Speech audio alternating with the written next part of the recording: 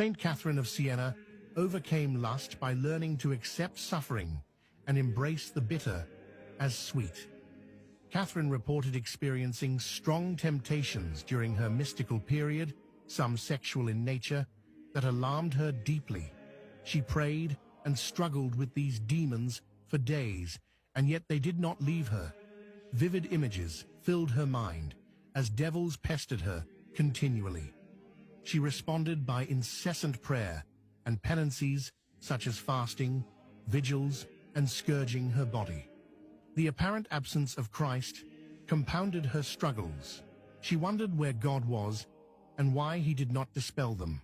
Jesus seemed to have vanished. She weakened in the struggle, but in the last moment, she remembered to accept the bitter as sweet and to embrace the suffering which these horrific experiences brought her. Finally, she learned to laugh at the devil, and he was gone.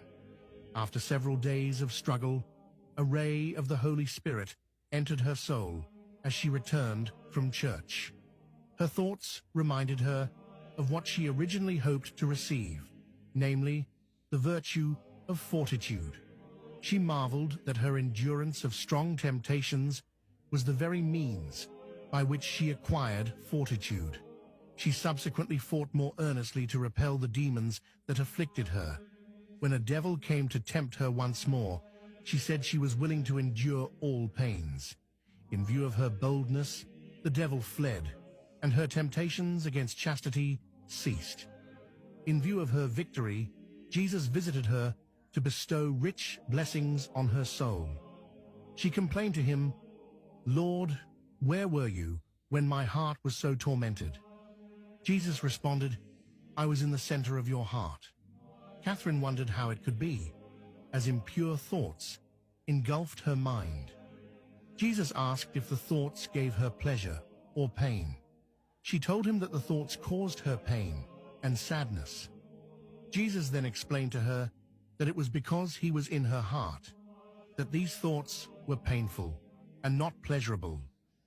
He told her that he defended her throughout the ordeal.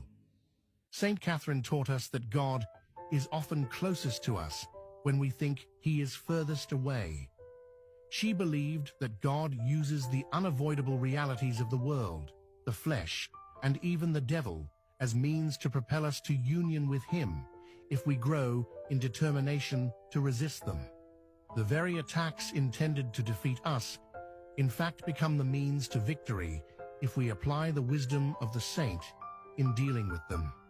By her example, Saint Catherine offers 3 helpful lessons for the tempted. Remember God's presence, live austerely, such as by fasting from excessive food, and finally, blessings will come after the storm, so be patient.